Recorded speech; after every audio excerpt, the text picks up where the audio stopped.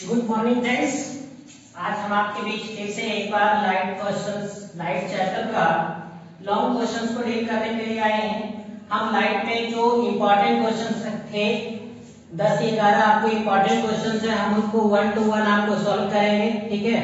जिसमें आज का हमारा जो टॉपिक है वो है गोलीय सतह से अपवर्तन। जैसा कि मैंने इसके प्रीवियस क्लास में ही कहा था कि अपवर्तन जो है आईएससी में एक इम्पोर्टेंट पॉइंट है। जैसा कि आप 10th क्लास में पढ़े होंगे, 10th में भी आपको प्रकाश पढ़ना था, लाइट पढ़ना था, लेकिन इसमें से ज्यादा जो लाइट पढ़ना था वो परावर्तन से रिलेटेड पढ़ने थे।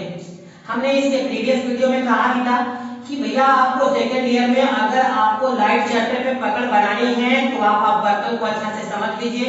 अपवर्तन होता क्या है, जिसमें हमने कहा था कि जब कोई प्रकाश की किरण किसी सतह पे पड़े और पढ़ने के बाद अगर उसका कुछ आंशिक मात्रा अगर सतह को पार कर जाए तो वह घटना प्रकाश का अपवर्तन होता है। तो आइए हम वही बताने वाले हैं कि जब कोई प्रकाश की किरण गोलीय सतह पर पड़ेगी, जब कोई प्रकाश की किरण गोलीय सतह पे पड़ेगी और पड़ने के बाद अगर उसको पार कर जाएगी तो उस केस में उसका सूत्र क्या होगा। जैसे कि आप पहले मैंने बताया था परावर्तन के केस में, या फिर आप गोलीय सतह से जब परावर्तन हुआ था तो उसमें आपने देखा था कि 1/v माइनस 1/u बराबर 1/v प्लस 1/u बराबर 1/a, जिसको आपने दर्पण सूत्र कहा था। तो वो किस स्थिति में सूत्र था कि अगर कोई प्रकाश की किरण गोलीय सतह पे पड़ा था, उस स्थिति में आपने गोलीय सतह से परावर्तन का फॉर्मूला प्राप्त किया। ठीक उसी प्रकार से गोलीय सतह पे जब कोई प्रकाश की किरण पड़ेगी और वह सतह को पार हो जाएगी तो उसके लिए सूत्र क्या होगा। इस प्रकार से एग्जाम में पूछा जा सकता है कि गोलीय सतह से अपवर्तन का सूत्र प्राप्त कीजिए, तो आपको यही डेरिवेशन करना है। अधिकांश बार तो ये पूछता है कि μ2/v माइनस μ1/u बराबर μ2 माइनस μ1/r को प्रमाणित किए। यह दिया हुआ रहता है कि आपको इसको क्या करना है, प्रमाणित करना है। तो इसको प्रमाणित करने की दो तरकीब है। एक आप दो सतह से इसको कर सकते हैं, उत्तल सतह से आप इसको प्रमाणित कर सकते हैं, अवतल सतह से आप इसको प्रमाणित कर सकते हैं। तो आपको जो भी अच्छा लगता है उससे आप कर दीजिए। दोनों से सेम डेरिवेशन पड़ता है, थोड़ा सा का डिफरेंस होता है। तो यहाँ हम आपको अवतल सतह से सूत्र को प्रमाणित करने वाले हैं। तो देखिए इसमें हमने किया क्या है, ये कोई अवतल सतह ले लिए है, ये कोई जो है ये अवतल सतह ले लिए है। देखिए आप कोई भी सतह करता क्या है, तो माध्यम को दो भागों में बांटने का काम करता है। चाहे आप घर की दीवार बनाते हो या फिर कहीं भी किसी भी चीज को बीच में एक पर्दा डालते हैं तो वो सतह का काम करता है और उसका दो ही मिशन होती है, एक ही मिशन होता है कि दो माध्यम को दो भागों में बांटना। तो ये जो गोलीय सतह है ये माध्यम को दो भागों में बांट रही है। मैंने इस माध्यम को माध्यम फर्स्ट कहा, इस माध्यम को माध्यम सेकेंड कहा। अब देखिए क्या होता है कि जब ये सतह पे कोई प्रकाश की किरण वो कोई वस्तु है, यहाँ वस्तु से कोई प्रकाश की किरण इस सतह पे आ रही है। देखिए यहाँ से कोई वस्तु से प्रकाश की किरण यहाँ पे आई है। तो मैंने क्या कहा था आपको पहले कि जब कोई प्रकाश की किरण किसी सतह पे पड़ता है तो वहां सबसे पहले नॉर्मल बनता है, बिल्कुल एकदम सही है, सटीक है। तो देखिए जब कोई प्रकाश से वस्तु से आप प्रकाश यहाँ पे पड़ी है एक बिंदु पर, तो यहाँ सबसे पहले क्या बनेगी जनाब, नॉर्मल। और एक बात आप अपने दिमाग में एकदम बैठा लीजिए कि नॉर्मल जो है अभिलंब जो है हमेशा वक्रता केंद्र से ही पार करती है। चाहे वो दर्पण में आप ले रहे हैं, दर्पण के परावर्तन में आप देख चुके हैं, दर्पण के अपवर्तन में देख रहे हैं, कहीं भी आप देखिएगा तो एक ही चीज पाइएगा कि अभिलंब हमेशा वक्रता केंद्र से पार करता है। तो ये देखिए जब कोई प्रकाश की किरण पड़ा है यहाँ से नॉर्मल बना है, वो नॉर्मल जो है वक्रता केंद्र से होकर पास किया है। उसके बाद मेरे भाई जब ये प्रकाश यहाँ पड़ा है तो प्रकाश क्या करेगा, माध्यम को पार करेगा, और माध्यम को पार करेगा तो ये थोड़ा सा अभिलंब से दूर जाएगा, और जब अभिलंब से दूर जाएगा तो हम उसको कटा हुआ एक लाएंगे।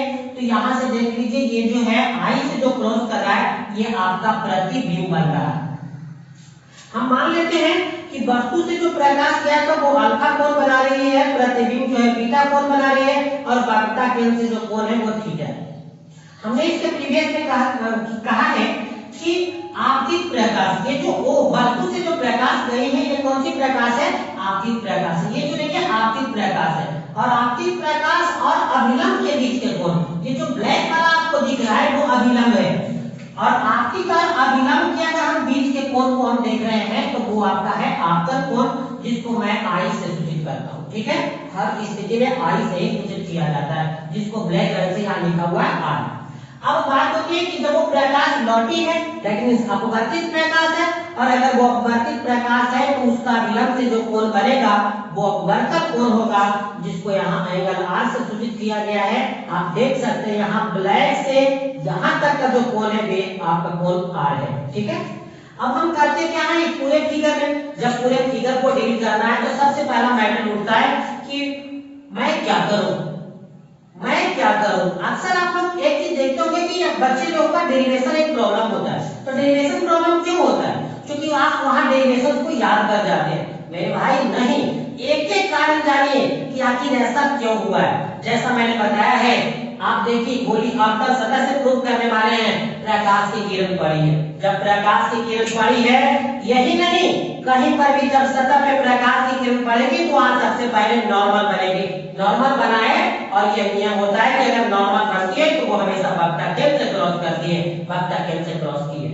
अगर प्रकाश सतह पे पड़ी है तो यह भी नियम है कि वह जो है सतह को पार करेगी। सतह को पार करेगी तो दो स्थितियां हो सकता है, या तो वो अभिलंब की ओर आए नहीं तो अभिलंब से दूर जाए। अब देखो यहाँ अभिलंब से दूर जा रहा है, उस स्थिति में वो प्रकाश लौटती हुई दिखेगी, जो यहाँ इमेज बना दी है। तो ऑल यहाँ जो फिगर है सभी के सभी रूल से बिलोंग कर रहे हैं, और जब फिगर से रूल से बिलोंग करते हैं तो ये जो डेरिवेशन है यह भी रूल से ही बिलोंग करेगा। अब सबसे पहला बात है कि इस फिगर की बात मैं क्या करूं। मेरे भाई ये लिख लीजिए ट्रिक्स, कहीं किसी किताब में नहीं मिलेगी, यह सिर्फ हमारे पास है और मैं आपको एक ट्रिक्स देने जा रहा हूं। जब भी आप कोई फिगर का स्टडी करने चले, जब भी आप कभी किसी फिगर का स्टडी करने चले हैं, अध्ययन करने चले हैं, तो सबसे आसान अध्ययन होता है त्रिभुजों में बांटकर अध्ययन करना। इसीलिए मैं यहाँ पे एक त्रिभुज कंसीडर किया हूं OAC। देखिए OAC, जब आप इस त्रिभुज को अच्छे से देखिएगा ना तो ये त्रिभुज कुछ खुद ही कह देता है। जैसे आप देख लीजिए यहाँ पे, इसमें आप OAC देख रहे हैं तो एक त्रिभुज यहाँ मालूम OAC, that is alpha, that is I और दैट इज थीटा। तो जब ये त्रिभुज आप देख रहे हैं तो त्रिभुज को देखने के बाद आपको यहाँ पे एक चीज एहसास हो रहा है कि भैया त्रिभुज में त्रिभुज के बाहर बना है कौन, त्रिभुज में त्रिभुज के बाहर बना है कौन, दैट मींस एक नियम मुझे याद आ जाता है बहिष्कोण। तो मैं यहाँ पर इस त्रिभुज में बहिष्कोण लगाने जा रहा हूँ। आप समझ चुके होंगे कि मैं बहिष्कोण का ही फॉर्मूला यहाँ क्यों अप्लाई किया। साइन थीटा ले सकते थे, कॉस थीटा ले सकते थे, tan थीटा ले सकते थे, कर्ण स्क्वायर लंबा स्क्वायर आधार स्क्वायर ले सकते थे, लेकिन मैंने ऐसा क्यों नहीं किया। आप यहाँ पर देख सकते हैं, जब आपने इस त्रिभुज को देखा, त्रिभुज ये साफ साफ कह रहा है कि हम यहाँ पर है बहिष्कोण, और जब त्रिभुज में होती है बहिष्कोण तो यहाँ पर एक नियम है कि दो सुदूर अंतर कोणों का योग होता है।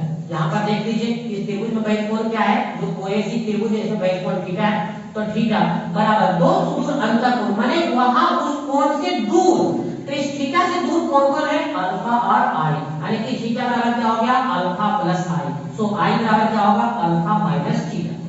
ठीक इसी प्रकार से इसमें एक और त्रिभुज दिख रहा है, इसी प्रकार AIC में लगा दिया है बहिष्कोण, और इस त्रिभुज में देखो AIC जब तुम लोगे AI और C के इसमें बहिष्कोण कौन जा रहा है थीटा जा रहा है, तो थीटा बराबर क्या होगा इससे दूर कौन कौन है बीटा प्लस r, यानी कि थीटा बराबर हो जाएगा बीटा प्लस r, तो r बराबर क्या होगा थीटा माइनस बीटा।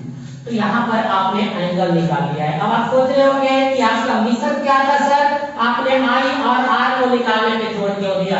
मेरे भाई आप भी सोच सकते हैं, जब आप बात करने जा रहे हैं अपवर्तन का, जब अपवर्तन होगी आएगी स्नेल्स का नियम, और स्नेल्स का नियम कहता है sin I बटा sin R बराबर μ2 बटा μ1, यानी कि स्नेल्स के नियम में ये साफ कहा जा रहा है I और R की है वहां पे आवश्यकता, तो जिसकी आवश्यकता मैंने उसको पहले से फाइंड कर लिया है, यह हमारी मजबूरी होगी I और R को निकालना, क्योंकि अपवर्तन है स्नेल्स का नियम आएगा ही, स्नेल्स का नियम आएगा तो I और R की बात आएगी ही, और जब आएगी तो मैंने इसीलिए इसको निकाल लिया। तो ये डेरिवेशन बनाने का है तरकीब कि what to do, why to do और हाउ टू डू।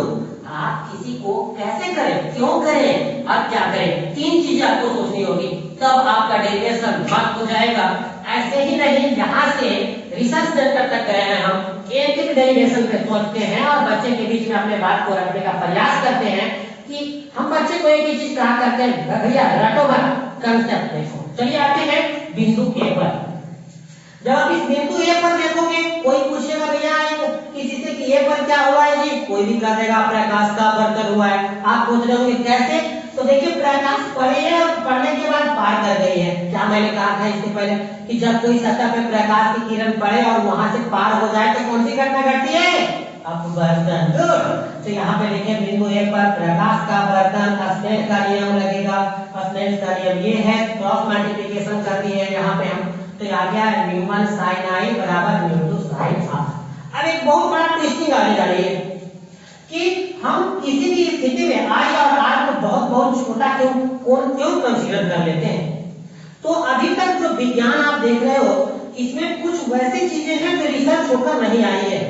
4 डिग्री से अगर छोटा कोई भी एंगल होता है, उसको जब कोई ट्रिग्नोमेट्रिकल ऑपरेटर के साथ ऐड किया जाता है, तो भैया कोई भी वैज्ञानिक इसको निकालने में सक्षम नहीं हुआ। उस स्थिति में लोगों ने क्या कहा कि भैया अगर साइन आई है और आई और आर अगर कोण वहां पे छोटा हो, उसके साथ साइन हो, कॉस हो, tan हो, कोई भी हो, अगर लग कर आता है तो उसको लगभग नगण्य मान लिया जाता है, केवल कोण बच जाता है। तो देखो यदि आई और आर बहुत छोटा हो तो साइन आई इसके बराबर हो जाएगा आई। क्यों? क्योंकि यहाँ आई बहुत छोटा कोण है और छोटा कोण के केस में साइन उसका मान दे नहीं पाता है 4 डिग्री से छोटा केस में, इसीलिए ऑपरेटर यहाँ से हट जाता है। साइन की जगह कॉस होता वही हाल होता, tan होता कॉस होता वही हाल होता, तो साइन आई साइन आर। तो अब इस डेरिवेशन को क्या लिख सकते हैं, म्यू 1 का म्यू 1, साइन आई की जगह आई, म्यू 2 की जगह म्यू 2, साइन आर की जगह आर। अब म्यू 1 का म्यू 1, आई का जो वैल्यू यहाँ पे है तो हमें पहले से आया है थीटा माइनस अल्फा रखती है। म्यू 2 का म्यू 2, आर का जो मान है थीटा माइनस बीटा रखती है। एक पहले से पढ़ते आ रहे हैं फॉर्मूला, कोण बराबर होता है चाप बटा त्रिज्या। ये कोण बराबर चाप बटा त्रिज्या क्या होता है, अगर वृत्त में ये रेडियस है और वृत्त का ये केंद्र है, तो ये तो त्रिज्या कहलाता है और ये जो तिरछी वाली डिस्टेंस है यही चाप कहलाता है, जिसको हम f से सूचित करते हैं। तो थीटा बराबर l बटा r पढ़े हो। तो उसी स्थिति में आप थीटा से देख लीजिए कि थीटा के सामने चाप का मतलब टेढ़ का दूरी और बटा त्रिज्या का मतलब वहां से उसकी दूरी ले लेना है। तो देखिए थीटा बराबर चाप लेना है, तो यहाँ पे चाप कौन हो जाएगा बाबू, एपी। जो तिरछा होता चाप होता है तो चाप कौन हो गया, एपी बटा त्रिज्या का मतलब वहां से दूरी, तो वहां से दूरी कौन है बॉस, देख लीजिए आप यहाँ दिख रहा है सीपी ले लिए। फिर माइनस अल्फा क्या होगा, अल्फा कौन है, अल्फा जहां पर बना वहां देख लीजिए, तो अल्फा बराबर क्या होगा, चाप बटा त्रिज्या। तो चाप कौन है, एपी ही है, एपी लिख दिया। त्रिज्या कौन है, वो से पी का दूरी ओपी बराबर म्यू 2 थीटा का वैल्यू फिर से वही बता लिख दिए हैं माइनस बीटा। तो बीटा का वैल्यू देखिए क्या, बीटा के सामने फिर से देखिए चाप ए भी आया है और त्रिज्या क्या होगा आई भी, मैंने इसको रख दिया। यहाँ पर इस डेरिवेशन में आप देखिए एपी ऊपर कॉमन हो गया है, म्यू 1 * 1 बटा सीपी ये बच गया है।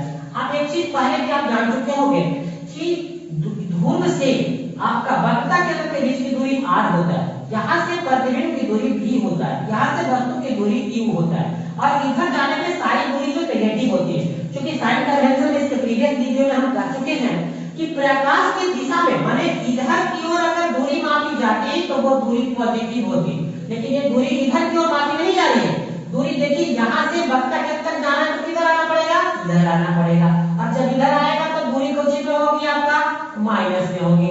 तो आप खुद सोच लीजिए इसमें सारी डिस्टेंस जो है वो नेगेटिव होने वाला है, क्योंकि सारी डिस्टेंस यहाँ पी से लेके वक्रता केंद्र जाना है, इधर जाना है, प्रतिबिंब जाना है, इधर जाना है, यहाँ पर वस्तु दूरी जाना है, इधर जाना है, जब इधर जाना है तो ऑल डिस्टेंस आर नेगेटिव। सो हमने यहाँ पे मान रख दिया है, देख लीजिए आप म्यू 1 का यहाँ पर म्यू 1 है 1 बटा सीपी। देखिए सी से पी का दूरी यहाँ पर कितना है, r है माइनस r, माइनस इसी प्रकार से डिस्टेंस रख करके इसको गुना भाग कर दिया गया है। लास्ट में मुझे जो अंजाम बचा हुआ है वो ये है म्यू 2 बटा v माइनस म्यू 1 बटा u बराबर म्यू 2 माइनस म्यू 1 बटा r। तो एक स्टेप से आप देख चुके हैं कि प्रमाणित हो गया है कोरिलेशन का। गोलीय सतह से अपवर्तन सूत्र ये है जो है आपका प्रकाश का अपवर्तन से रिलेटेड टॉपिक था, जो कि हमने अवतल सतह से प्रमाणित करने का काम किया है। आप इसे उत्तल सतह से भी प्रमाणित कर सकते हो। आप कमेंट करके बताइएगा वीडियो में कि क्या आपको उत्तल सतह से भी प्रमाणित करने की आवश्यकता है। अन्यथा बोर्ड में ये नई कंडीशन पूछी जाती है कि अवतल सतह से प्रमाणित कीजिए या उत्तल सतह से प्रमाणित कीजिए। सिर्फ और सिर्फ कहा जाता है गोलीय सतह से अपवर्तन का सूत्र प्राप्त कीजिए। अगर वो नहीं कहा तो ये कहता है μ2/v माइनस μ1/u बराबर μ2 माइनस μ1/r को प्रमाणित कीजिए। तो ये जो डेरिवेशन है आपको कैसा लगा कमेंट बॉक्स में जरूर बताइएगा। और इसके बाद हम आपको आ रहे हैं लेकर के lens maker formula. Lens maker formula इसके बाद हम बनाने वाले हैं कि लेंस मेकर सूत्र क्या है। इसी प्रकार से आप इसको तब तक नोट कीजिए। हम उसके बाद जो है आपको बताने वाले हैं कि लेंस मेकर सूत्र होता क्या है और इसे कैसे प्रमाणित करेंगे।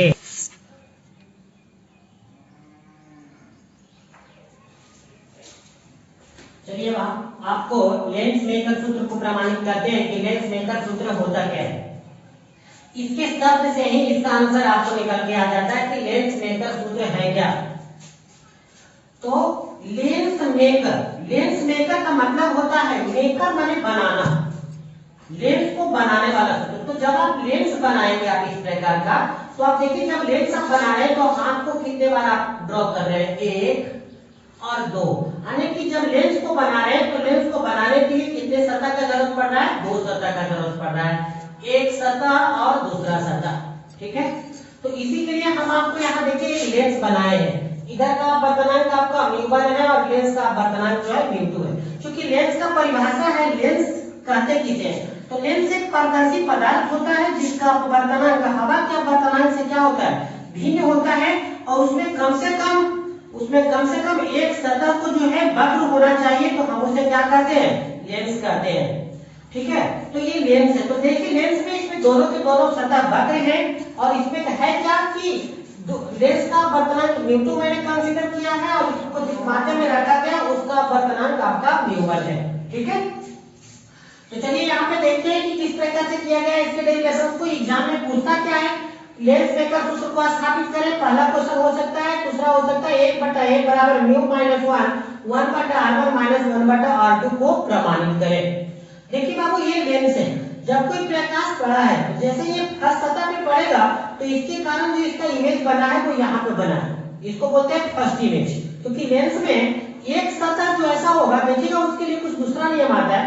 तो यहाँ से जब पड़ा एक सतह पे तो सतह जाने से प्रकाश को सीधा लेकिन झुका दिया, जिसके कारण इमेज यहाँ पे बन गया है। ठीक है, अब चलते हैं दूसरे सतह के लिए जो ब्लैक रंग से आपको दिख रहा होगा। दूसरे सतह के लिए अब वस्तु कौन होगा, पहला सतह के लिए वस्तु तो ये है, लेकिन दूसरा सतह के लिए वस्तु कौन होगा।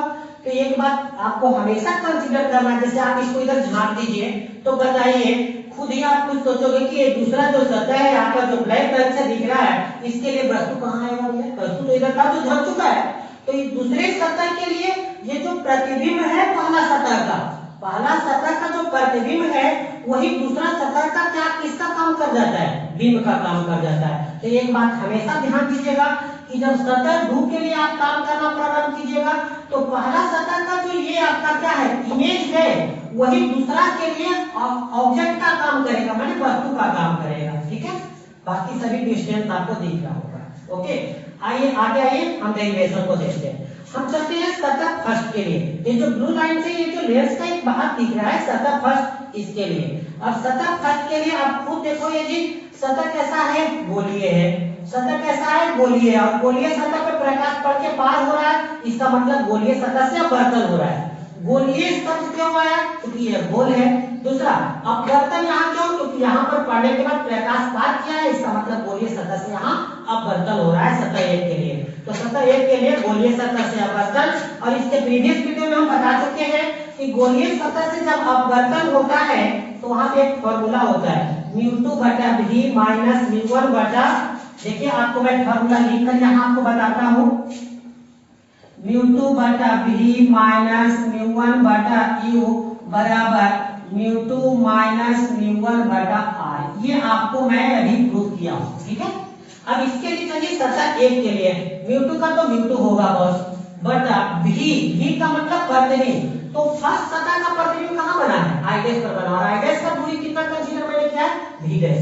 इसीलिए μ2 बटा कितना हो जाएगा, भी डैश माइनस μ1 का μ1 रहेगा, u का मतलब वस्तु, तो इसका वस्तु दूरी कितना है, u का u रह गया, बटा μ2 माइनस μ1 रहेगा r का मतलब वक्रता त्रिज्या, यानी कि पहला सतह का वक्रता त्रिज्या को मैंने क्या माना है, r1। तो यहाँ पे कितना हो गया, r1, यानी कि सतह एक के लिए जो आपका सूत्र यहाँ पर हुआ है μ2 बटा v डैश माइनस μ1 बटा u बराबर μ2 माइनस μ1 बटा r1, जो कि यहाँ सतह समीकरण फर्स्ट यहाँ पे है।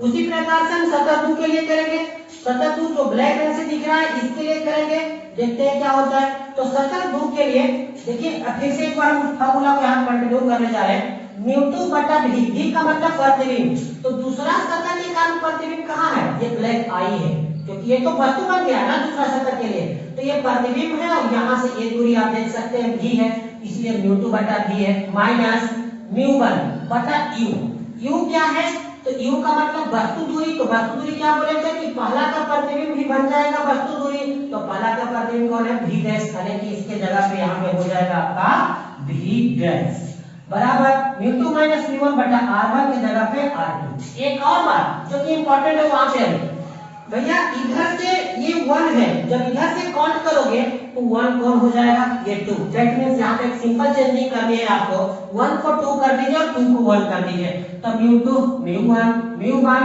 μ2 μ2 μ1 μ1 μ2, यानी कि 1 को 2 2 को 1। देखिए ये आपका समीकरण सेकंड। अब मैटर ये रहता है कि आप दोनों समीकरण को करेंगे क्या, भाई साहब खुद मैंने क्या अभी कहा था कि जब लेंस को बनाओगे तो लेंस देखो कि होता क्या है, लेंस के लिए पहले ऐसे करना पड़ता है, इसके लिए मैंने कर लिया, उसके बाद इस प्रकार से करना पड़ता है, इसके लिए भी मैंने कर लिया, अभी दोनों जुड़कर के लेंस हुआ है, इसका मतलब इन दोनों समीकरण को मुझे क्या करना पड़ेगा, ऐड करना पड़ेगा, क्योंकि दोनों फिगर ऐड होकर के लेंस बनता है, इसीलिए मैंने इस समीकरण दोनों को जोड़ दिया है। तो देखिए इसे बोलते हैं ट्रिक्स। आप ऐसा नहीं है कि डायरेक्ट आपके टीचर कह दिए भैया इसको जोड़ दीजिए, आपने जोड़ दिया, आप ये नहीं सीखे कि आपकी जोड़ा क्यों गया है, तो यहाँ इसका मूल कारण है कि लेंस दो सतहों से जुड़कर बनता है, जब दो सतहों से जुड़कर बनता है तो इसको जोड़ना होगा हमें, दोनों समीकरण को यहाँ जोड़ लिया गया, कुछ नहीं किया गया, LHS को LHS से जोड़ दिया गया, RHS को RHS से जोड़ दिया गया है। देखिए μ2 बटा v डैश माइनस μ1 बटा u, यहाँ पे जो है वो लिखे हैं, इसका LHS में जो था वो लिख दिए हैं, इधर जो था वो लिख दिए हैं, यहाँ पे दो टर्म आपका कैंसिल हो गया है, यहाँ बच कुछ गया है μ1 बटा v देखिए दिख रहा है, माइनस μ1 बटा u यहाँ पे है, इन दोनों में देखिए एक कॉमन ले लिए हम, आपको ये दोनों में कॉमन ले लिए, μ2 माइनस μ1 को कॉमन ले लिए हम, ठीक है। जब कॉमन ले लोगे तो यहाँ क्या बचेगा नीचे बॉस, r1 तो 1 बटा r1 बचा हुआ है, प्लस के यहाँ माइनस होगा, क्योंकि कॉमन जो लिए हैं वो μ2 माइनस μ1 लिए, और यहाँ पर है क्या इस टर्म के लिए μ1 माइनस 2, यहाँ से माइनस कॉमन ऑलरेडी चल जाएगा, और वो माइनस जाएगा तो प्लस माइनस क्या कर देगा, माइनस कर देगा, यही कारण यहाँ पर माइनस है 1 बटा r2। यहाँ पर देखिए इस साइड में आपका μ1 कॉमन है, ऊपर μ1 कॉमन ले लिया गया, 1 बटा v माइनस 1 बटा u बराबर इधर जो आपका है वो इसे लिख दिया गया है, क्योंकि आपको लेंस सूत्र तो आपको पहले से पता होगा कि ये लेंस सूत्र है, याद रखना है ये लेंस सूत्र है सिंपल, तो लेंस सूत्र होता है 1 बटा v माइनस 1 बटा u बराबर 1 बटा 1। तो देखिए यहाँ पे μ1 को इधर गुणा में है, इधर इस साइड में डिवाइड में कर दिए हैं, तो 1 बटा v माइनस 1 बटा u का फॉर्मूला होता है 1 बटा 1, ये μ1 इधर डिवाइड में गया है, बाकी इधर वही है 1 बटा 1 यहाँ पर है, अलग अलग कर देते हैं, μ2 बटा μ1 माइनस μ1 बटा μ1, मैंने दोनों को अलग अलग मैंने कर दिया है बटा में करके, 1 बटा r1 माइनस 1 बटा r2, μ1 से μ1 को मैंने कैंसिल कर दिया है, 1 बटा 1 बराबर आया क्या है μ2 बटा μ1 माइनस 1 बराबर यहाँ 1 बटा r1 माइनस 1 बटा r2। देखिए अधिकांश एग्जाम में कभी कभी ऐसा एक बार एग्जाम हुआ था, उसमें ये कहा दिया गया था कि यह प्रमाणित करें 1 बटा 1 बराबर μ2 बटा μ1 माइनस 1 इंटू 1 बटा r1 माइनस 1 बटा r2। विद्यार्थी का यहाँ पर दिमाग घूम गया, क्योंकि टीचर इसके पहले बताए थे 1 बटा 1 बराबर μ माइनस 1 इंटू 1 बटा r1 माइनस 1 बटा r2 होता है, वहां लग जाए खड़े, साइंस के विद्यार्थी लगा दिए ज्यादा दिमाग, विद्यार्थियों ने सोचा नहीं कराया गया है क्लास में, उन्होंने इस क्वेश्चन को छोड़ दिया।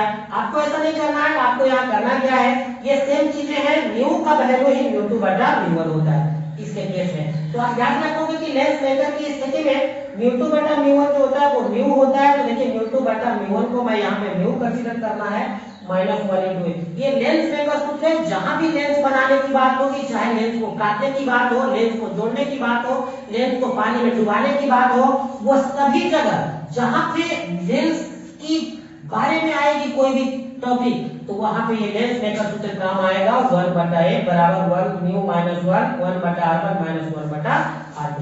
आप इस टॉपिक को अच्छी तरह से नोट कर लीजिए। इसके बाद हम जो आपको करने वाले हैं इसी से रिलेटेड करने वाले हैं कि जब किसी लेंस को आप पानी में डाल दोगे, जब किसी लेंस को आप पानी में डाल दोगे तो आप खुद बताइए, मान लेते हैं आपका चश्मा पानी में गिर गया है, तो क्या होगी उसकी फोकस दूरी? क्या वही रह जाएगी? क्या होगी उसकी क्षमता? वही रह जाएगी। सोचते होंगे लोग, अरे भैया लेंस पानी में गिरने से लेंस खिया तो नहीं जाता है और ना लेंस खुल जाता है, एटलीस्ट वही रहता होगा। जी नहीं, बिल्कुल गलत सोच रहे हैं आप।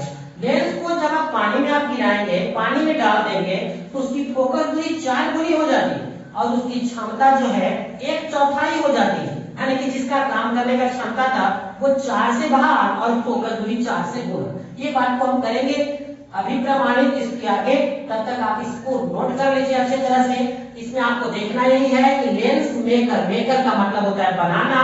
मैंने बनाने को किस प्रकार से समझाया, जब आप लेंस बनाने जाओगे तो इसमें आपको 2 सतह मिलेगा और 2 सतह जब मिलेगा तो इसमें सबसे इंपॉर्टेंट बात क्या था?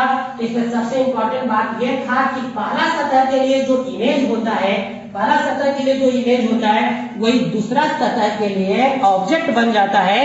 ये सबसे बड़ी इसका इंपॉर्टेंट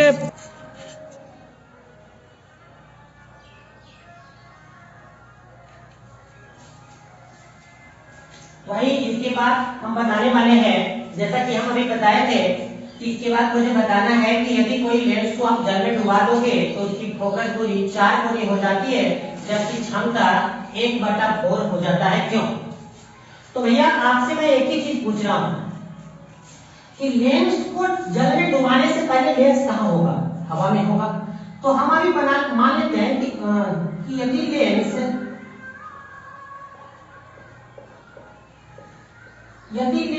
हवा में स्थित हो,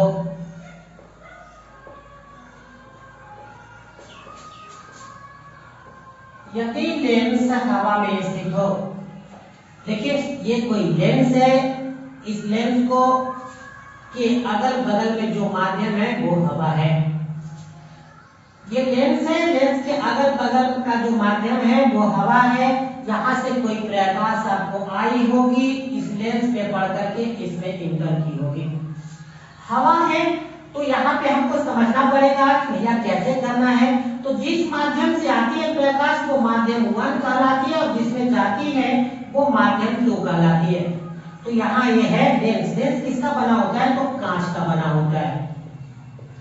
आप यहाँ पर देख लीजिए कि मैंने क्या कहा था कि जब बात लेंस की होगी तो वहां हमेशा ही लेंस का अपवर्तन आपको काम करेगा। क्या काम करेगा? लेंस का अपवर्तन। तो यहाँ पे हम लगाएंगे लेंस मेकर सूत्र।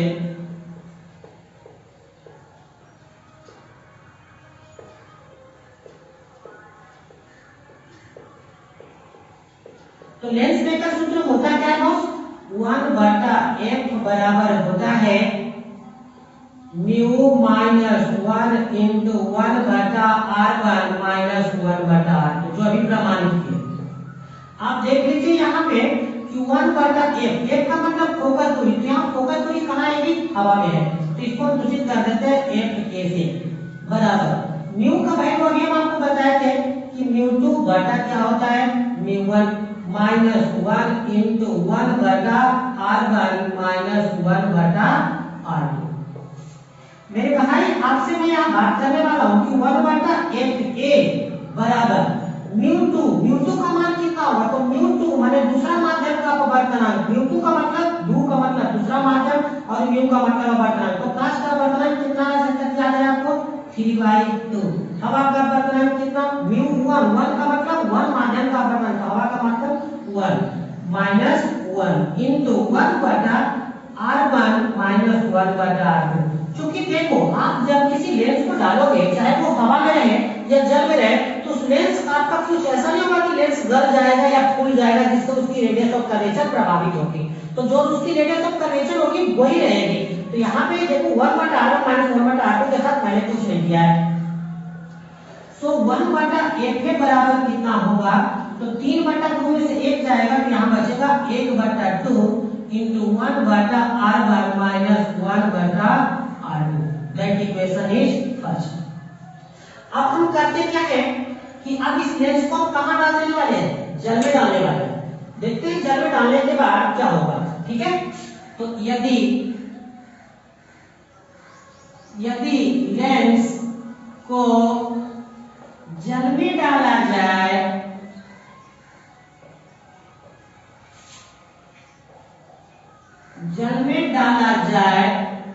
तो अब देखो हम यहाँ कर क्या रहे हैं, लेंस को हम जल में डाल रहे हैं।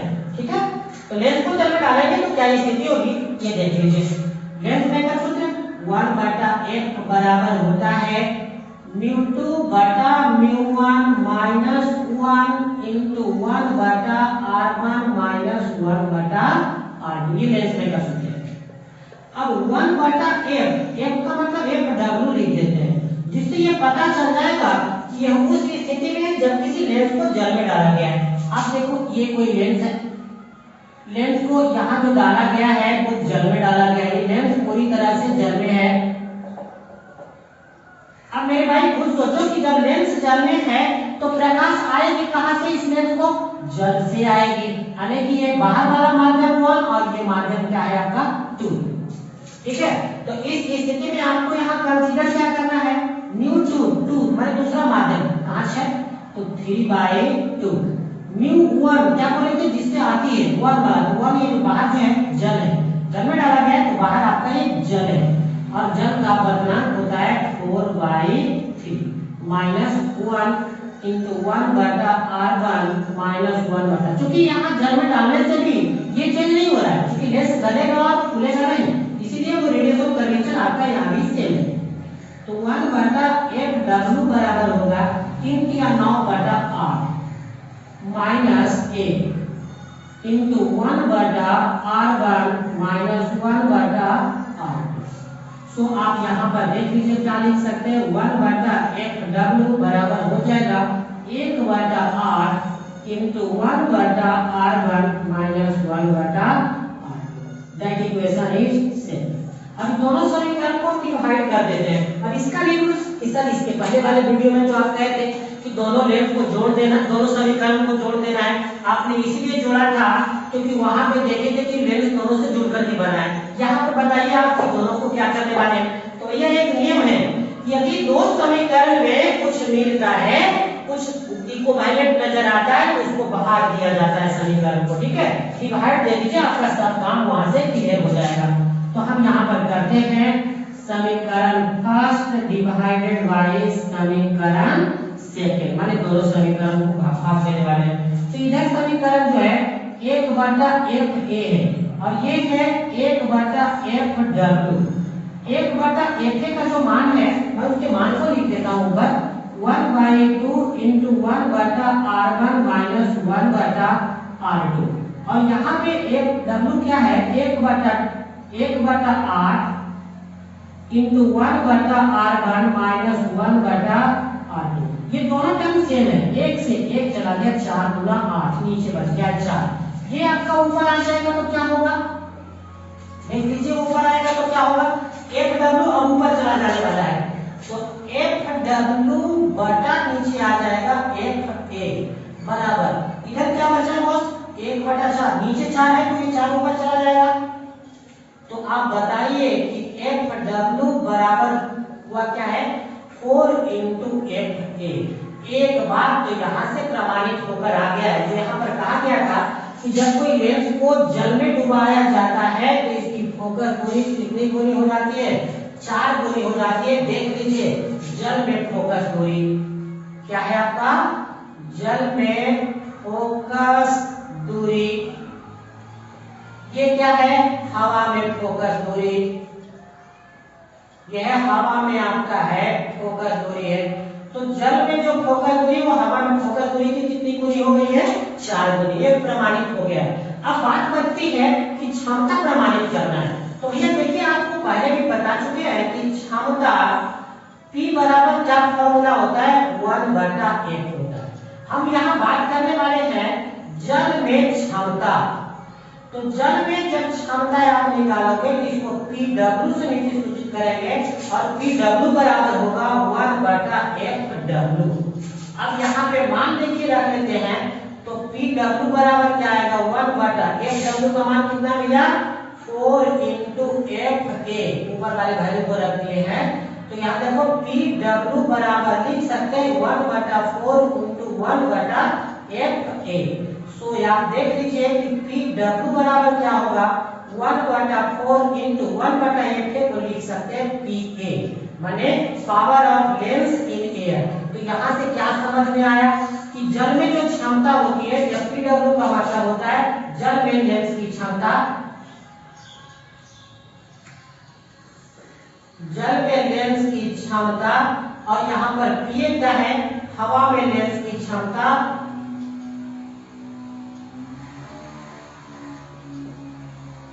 हवा में लेंस की क्षमता है। तो यहाँ पे प्रमाणित हो गया है कि जल में जो लेंस की क्षमता होता है वो हवा में लेंस की क्षमता की 1/4 होता है। तो ये भी ये नोमेनक्लेचर में आपको आता है एग्जाम में, हमेशा ही पूछा जाने वाला प्रश्न बनता था पहले कि जब कोई लेंस को आप जल में डालोगे तो उसकी फोकस दूरी कितनी गुनी हो जाएगी और क्षमता क्या हो जाएगा। तो इसके लिए आपका देखिए इसमें सिंपल सा कंसेप्ट है, कोई बड़ा लंबा कंसेप्ट है नहीं कि आप इसमें प्रश्न में कहा जाता है जब किसी लेंस को जल में डाला जाता है तो खुद सोचना है कि जल में डालने से पहले वो लेंस कहाँ रहा होगा, हवा में रहा होगा। और अगर हवा में रहा होगा, इसीलिए मैंने यहाँ पर लिया है कि लेंस अगर हवा में स्थित हो, हवा में स्थित रहेगा तो देखिए यहाँ पर हर स्थिति में लगाना है लेंस मेकर, क्योंकि बात हो रही है लेंस का। लेंस मेकर कहाँ पर काम होता है, जब लेंस को काटने की बात हो, छापने की बात हो, लेंस को पानी में डुबाने की बात हो, लेंस को किसी पदार्थ में डुबाने की बात हो, लेंस को रगड़ने की बात हो, इन सारे स्थिति में हमें लेंस मेकर सूत्र लगता है, क्योंकि लेंस में काम होता है। ठीक है, तो यहाँ पे आप देखिए लेंस मेकर सूत्र लगा दिए हैं। इसके प्रीवियस वीडियो में कहा गया था कि जिस माध्यम से प्रकाश आती है उस माध्यम को 1 कहते हैं, जिसपे जाती है उस माध्यम को हम 2 कहते हैं। तो यहाँ पे म्यू का वैल्यू तो आपको पहले से भी अगला वीडियो में बता चुके हैं कि μ2/μ1 जो होता है म्यू का वैल्यू होता है μ2 कहने का मतलब होता है 2 का मतलब दूसरा माध्यम और म्यू का मतलब अपवर्तनांक, माने दूसरा माध्यम का अपवर्तनांक। तो दूसरा माध्यम का अपवर्तनांक यहाँ पे देख लीजिए लेंस कांच का बना होता है और कांच का अपवर्तनांक लोग पहले से जानते हैं कि कांच का अपवर्तनांक कितना होता है। तो कांच के अपवर्तनांक को μ3 से सूचित करता है और इसका वैल्यू 3/2 होता है। जल का अपवर्तनांक μw का होता है 4/3, ऐसा हम प्रीवियस में ही बता चुके हैं। ठीक है, तो अब आपको बहुत आराम हो गया होगा। आपको आज नाइट के 3 बड़े क्वेश्चंस बताया गया है, आप इन तीनों को अच्छी तरह से कर लीजिए। अगले वीडियो में हम आपको आगे के जो और इम्पोर्टेंट क्वेश्चन है लेंस को जोड़ने का काम करेंगे, लेंस को दूरी पर रखने का काम करेंगे और उस स्थिति में हम बताएंगे कि उस लेंस की क्षमता क्या होता है। ठीक है, लेकिन एक बात मैं आपको लास्ट में कहना चाहूंगा कि आप सभी सिर्फ वीडियो देखने का काम करते हैं। आप लोग ये नहीं सोच पा रहे हैं कि अगर वीडियो का व्यू अगर सब्सक्रिप्शन 1000 प्लस हो जाता है तो हमको एक वीडियो डालना नहीं पड़ेगा, हम सिर्फ आपको पढ़ा सकते हैं। क्योंकि YouTube का एक अति है क्राइटेरिया है कि अगर आपका सब्सक्राइबर 1000 से अधिक हो जाता है तो आप लिंक पढ़ा सकते हैं, अन्यथा आप पढ़ा नहीं सकते। मैं बार बार आपको ये रिक्वेस्ट कर रहा हूँ कि भैया आपके लिए ये दिन में भूखना, फिर इसको डालने में कितनी परेशानी होती है। हमारे यहाँ नेट की स्थिति अच्छी नहीं है, फिर रात भर जग करके डालना पड़ता है, कब वीडियो रुका है, कब अपलोड हो रहा है, कब नहीं हो रहा है। एक बात और सोच लीजिए आप, देखिए जितनी छोटी सी बोर्ड पर हम पढ़ा रहे हैं, मैंने आज तक कभी इस बोर्ड पर पढ़ाया नहीं है, हमारे पास बड़े बोर्ड की व्यवस्था नहीं है। छोटे बोर्ड पे किस प्रकार से पढ़ाना है, बच्चे को समझ में पूरा आनी चाहिए, ये सारी बातें समझनी पड़ती है। आप इसमें केवल ये देखते होंगे कि आप वीडियो को सुन पाते होंगे, आपकी जो प्रॉब्लम होती होगी वो तो हम आपको सुन नहीं पाते हैं। लेकिन अगर आप जितने भी हैं, आपके पास पड़ोस में जितने मोबाइल हैं, सबके मोबाइल में ये चैनल सब्सक्राइब कर दीजिए। आपके जितने सगे संबंधी है, चाचा चाची, मौसा मौसी, दीदी जीजाजी जितने भी हैं, उन सबको कॉल करके बोलिए कि प्लीज उनके लिए जो आप पढ़ नहीं पा रहे हैं उनके लिए आप एक सब्सक्राइब कर दीजिए। सब्सक्राइब करने में आपका कुछ ज्यादा नहीं है और इससे हम आपको पढ़ाते रहेंगे। फायदा मुझे एक होगा कि आपका रिजल्ट जब बेहतर आएगा, नाम मेरा होगा, जैसा कि आप इस साल भी देख चुके हैं कि हमारे यहाँ 471 नंबर लाने वाले बिहार बोर्ड के टॉप रिजल्टर में है। कोई जीरा टॉप नहीं भैया, बिहार बोर्ड के टॉपर लिस्ट में हमारे यहाँ के विद्यार्थी हैं। एक नहीं वैसे वैसे 20 से 25 विद्यार्थी ऐसे हैं जिन्होंने 420 नंबर से अधिक लाने का काम किया है। मैं यही चाहता हूँ कि आप लोग भी इस साल यही करें, अच्छे मार्क्स लाए। ये तब हो पाएगा जब आप ये प्रतिष्ठा समझ लेंगे कि हमको इसको 100 सब्सक्रिप्शन दे देना है। आप एक अगर स्टूडेंट 100 सब्सक्रिप्शन दीजिए, सोचिए वो कहां तक जाएगा सब्सक्रिप्शन। और फिर यूट्यूब तुरंत हमको वीडियो कॉलिंग और वीडियो लिंक की सुविधा दे देगा और हम आपको आराम से पढ़ा पाएंगे। So I kindly request all of you, please go to subscribe and like. और ये भी आप बताइएगा कि इसमें क्या प्रॉब्लम है, आपको ये वीडियो कैसा लगा है, अच्छा लगा है, नहीं लगा है, क्या कुछ कमी है, आवाज सुनाई नहीं देता है, वीडियो अच्छी से दिखी नहीं है, सब कुछ कमेंट करके बताइएगा। Thank you for more watching next video.